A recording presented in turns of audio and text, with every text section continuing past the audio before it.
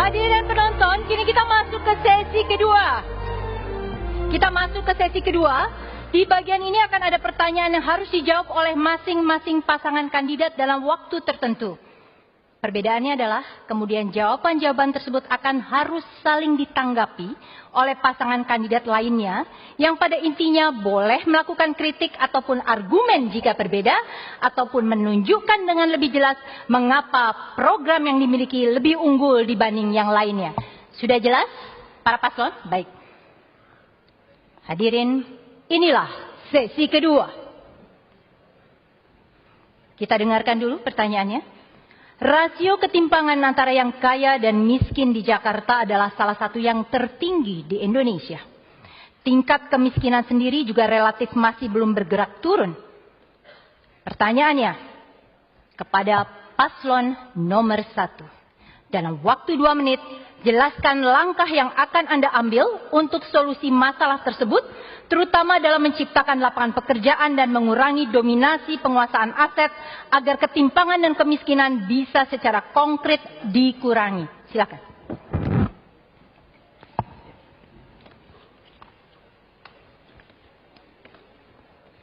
Benar bahwa angka kemiskinan di Jakarta masih cukup besar.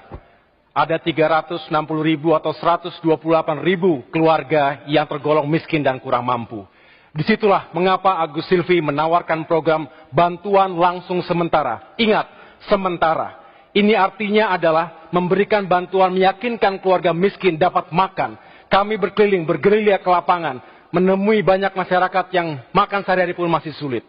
Yang kedua, kami ingin juga meyakinkan bahwa tidak hanya mereka diberikan bantuan sementara, tetapi secara ekonomi, secara makro, kita ingin meningkatkan pertumbuhan. Economic growth with equity, berkeadilan.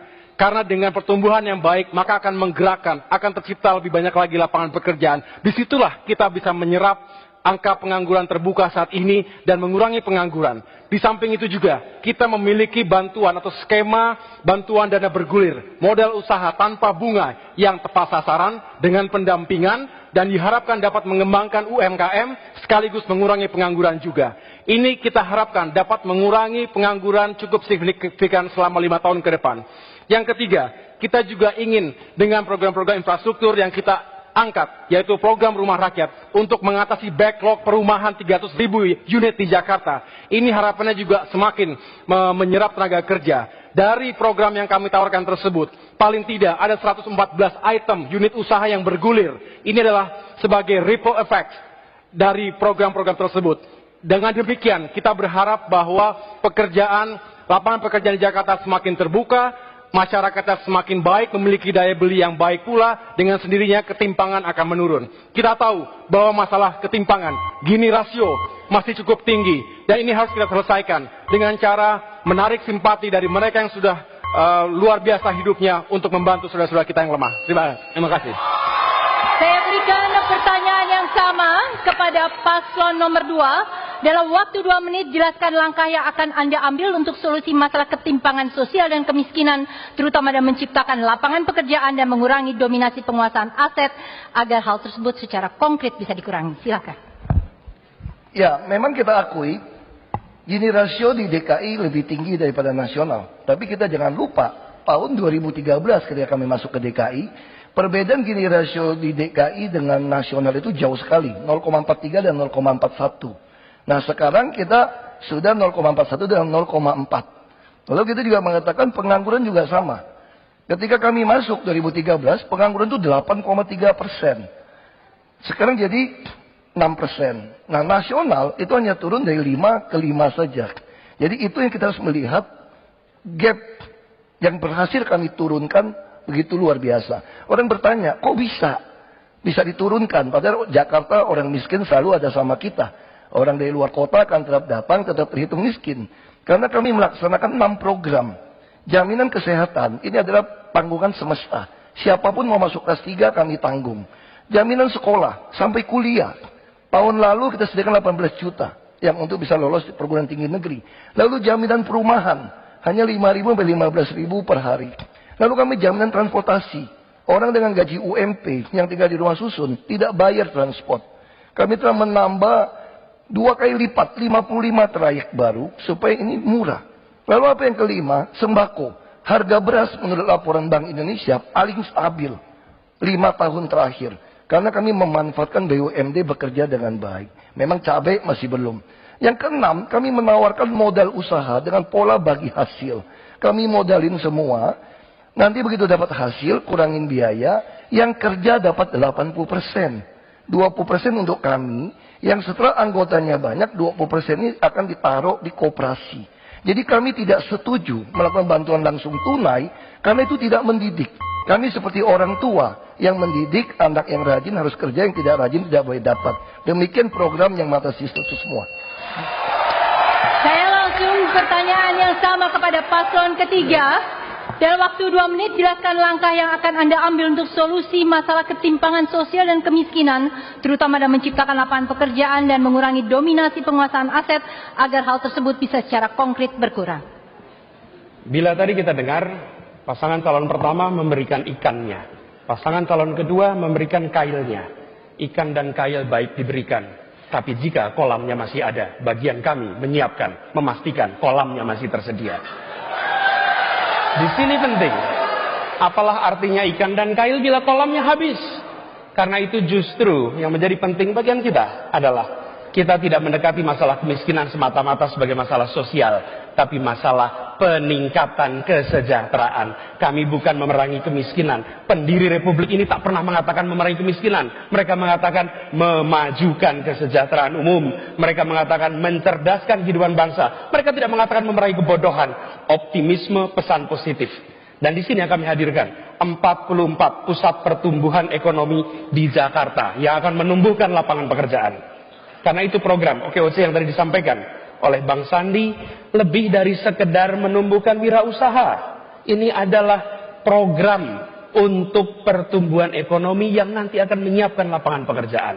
Yang kemudian tidak kalah penting, tidak bergantung semata-mata dari pemerintah. Jakarta adalah kota di mana perekonomian Indonesia berpusat. Kita gerakkan sektor swasta, bekerja bukan yang besar-besar saja. Sebagai contoh, Anda penjahit di kampung, maka umumnya melayani warga tetangganya. Kami siapkan programnya agar Anda menjahit di kampung, tetapi order yang Anda terima tersambung dengan perusahaan-perusahaan besar. Dengan begitu ada sambungan antara home industry dengan large scale industry. Lakukan itu di seluruh Jakarta, maka yang terjadi bukan sekedar pengentasan kemiskinan, bukan sekedar mengentaskan ketimpangan. Yang terjadi adalah maju bersama, kesejahteraan bergerak, dan insya Allah maju kotanya, bahagia warganya.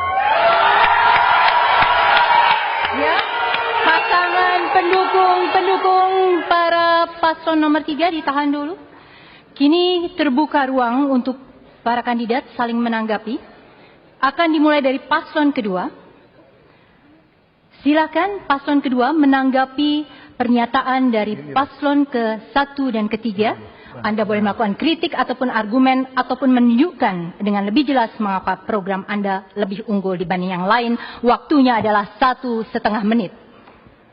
Untuk paslon nomor 1, pertanyaan saya adalah bagaimana mengelola dana 10 miliar oleh RT dan RW supaya 1 miliar 1 miliar untuk RT dan RW, ya, supaya mereka bisa mempertanggungjawabkan dan tidak masuk penjara.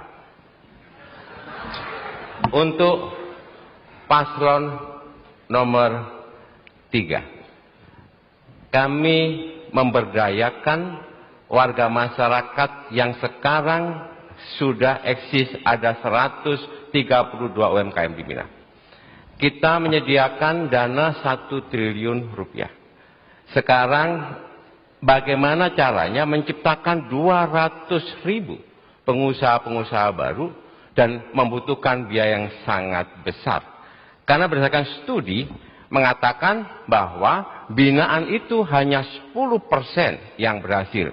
Berarti kita membutuhkan sekitar 2 juta uji coba supaya 20%-nya bisa tercapai. Membutuhkan dana yang besar. Dananya diambil dari mana dan pos apa yang akan dikurangi. Terima kasih. Baik. Pertanyaan untuk selanjutnya adalah tanggapan maksud saya kepada paslon ketiga. Boleh memberikan tanggapan dalam bentuk kritik atau argumen ataupun menunjukkan lebih jelas mengapa program Anda lebih unggul dibanding yang lain. Silakan tanggapan kepada paslon 2 dan paslon 1. Terima kasih. Pertanyaannya untuk Pak Jarod. Angka 10% itu dari mana? Saya ini pernah membina UMKM sudah 15 tahun lebih. Angkanya kalau kita banding terbalik, kalau ada pendampingan dari 10 pengusaha yang kita create atau kita mulai, ada 80% yang sukses. Kuncinya adalah pendampingan. Kuncinya adalah mentoring. Kuncinya itu ada di One Kecamatan, One Center for Entrepreneurship. Saya melihat ada ketidakberpihakan pada sistem sekarang, di mana yang kaya makin kaya dan yang miskin makin kecil. Yang usaha besar makin besar, yang usaha kecil makin terpuruk.